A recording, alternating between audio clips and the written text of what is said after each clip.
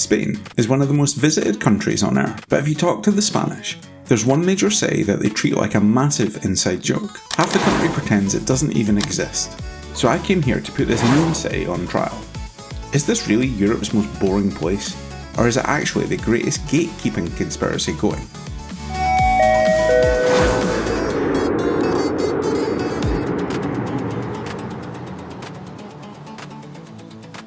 So while I'm here, I'm going to try and do a bit of myth busting. One of the things that people say about Murcia is that it's a frying pan. It's so hot. But I'm here the start of spring, and it's definitely not a frying pan. I wouldn't mind a bit more sun. It's overcast, it's cloudy. This is the Plaza Santo Domingo, and it's lovely. They're really nice. Some of the buildings. This isn't a city that's shy or embarrassed. These buildings are really cool. So you can tell it's a city that is usually hot by the sheer volume of ice cream shops. There's so many of them. It doesn't feel appropriate today when it's like 12 degrees and wet. And for a city that doesn't exist, it's got a pretty impressive cathedral. Take this main plaza, for example, right? You've got the crazy, beautiful cathedral building. You've got the government building just behind it. And then you've got this weird thing that looks like a waffle iron. It's like they kept taking parts of different cities and mashing them together. So one of the other things that they say about Murcia is that it has no culture.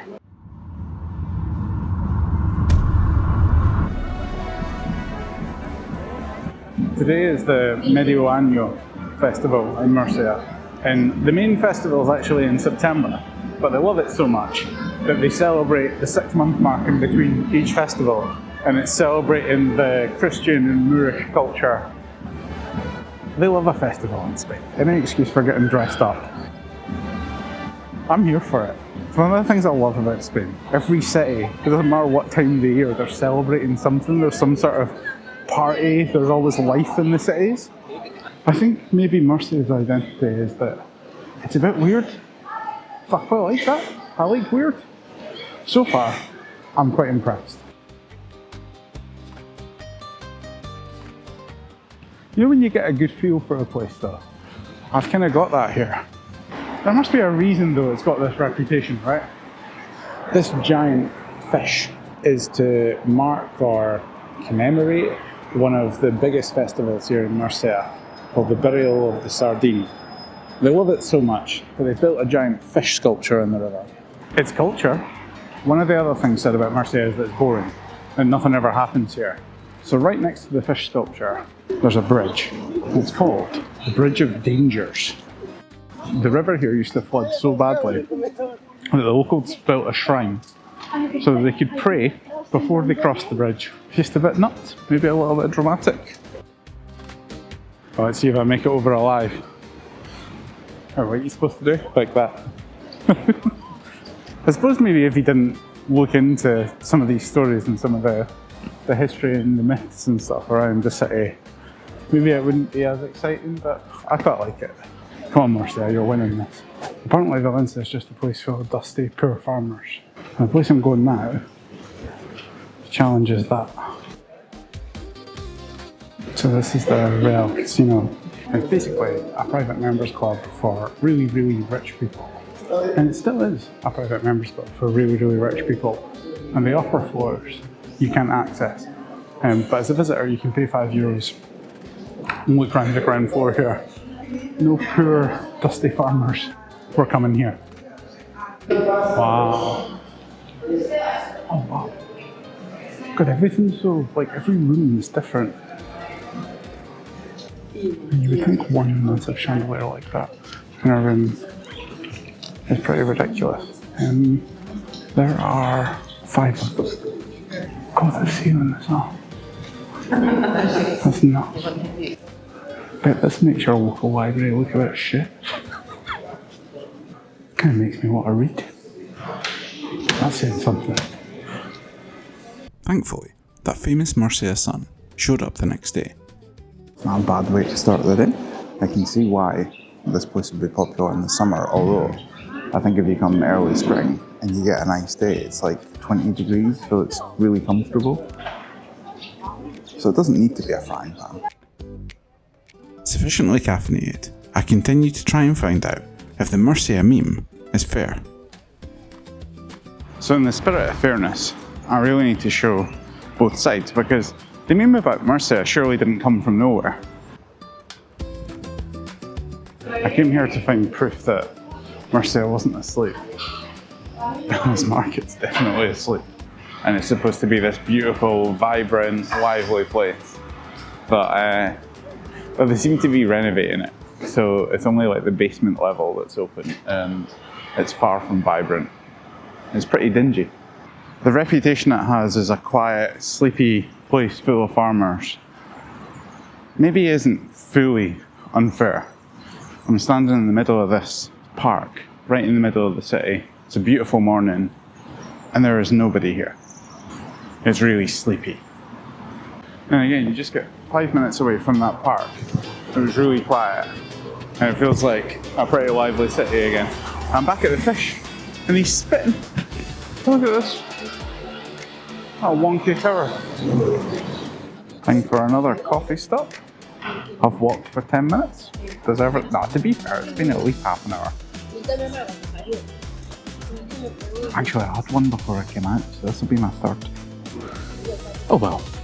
So despite only being a city of about 450,000 people, Murcia actually has 2 universities with a combined student population of about 50,000. So just the students attending the university alone make up about 10% or more than 10% of this relatively small city's population. So that sort of contributes to the life here, why the bars and stuff can be quite lively. Okay, that's enough culture. Time for some food. Okay, so I'm in here just adjacent to Plaza de Las Flores. So it's definitely a bit on the quiet side for an afternoon, 3 o'clock. But there's still a bit of an atmosphere. There's still quite a few people drinking, obviously. And I'm going to try what's known as the Holy Trinity of tapas in Murcia. The Holy Trinity being potato salad, beer, and something a bit unusual. It's a dessert. It's a leaf from a lemon tree, basically coated in batter and fried to make like a donut type texture on the outside of it. Anyway, apparently you're not supposed to eat the leaf, but the joke is that they serve it to tourists and watch and laugh whilst they try to chew on this inedible leaf. It's called Paparajote.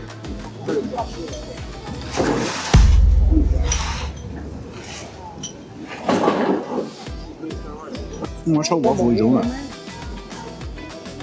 It's like a really light donut batter because you've got the lemon leaf and it's like mildly citrusy.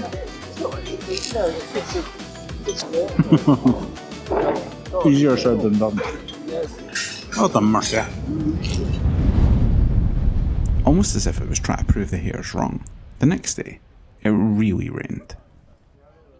The Spanish people love an umbrella. Like, the rain's not that heavy. I've been walking in it for about 10 minutes. And you can see I'm not that wet.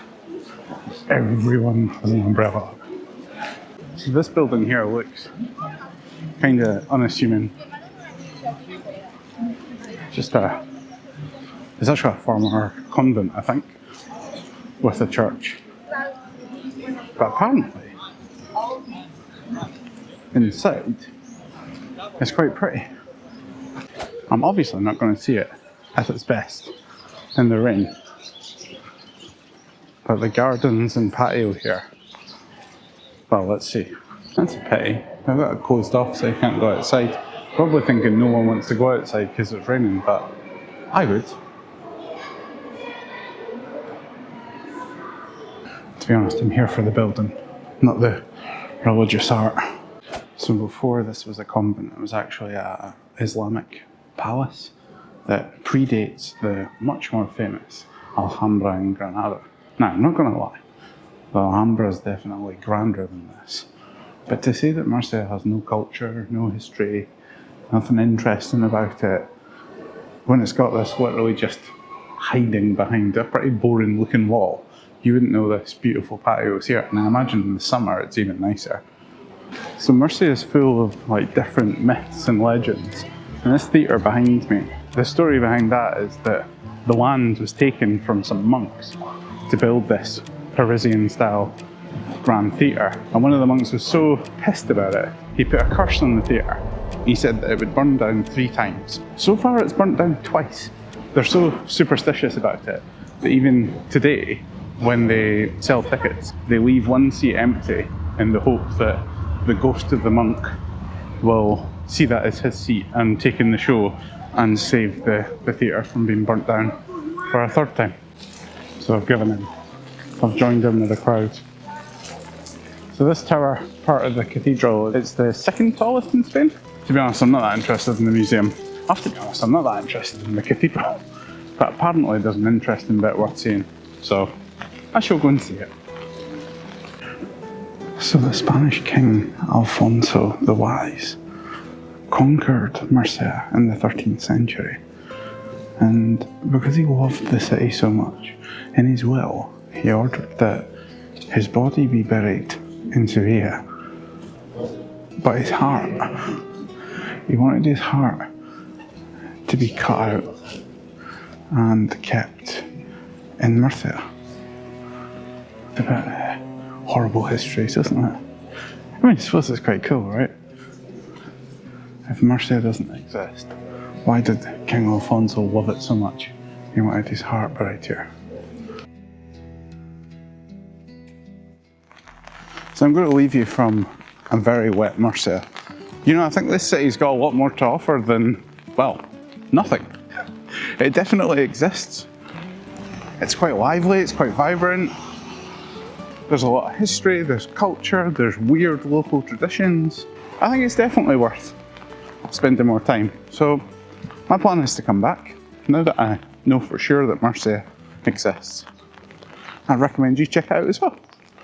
Oh yeah, just outside of the city centre, Murcia has one more surprise.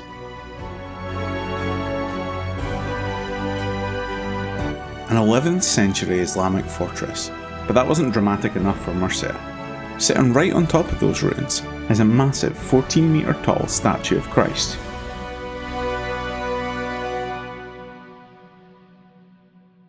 So I think it's safe to declare the meme officially dead.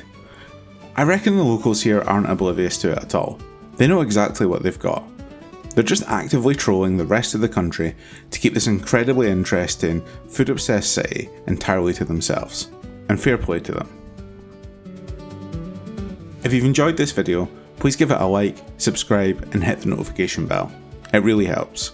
Cheers, see you soon.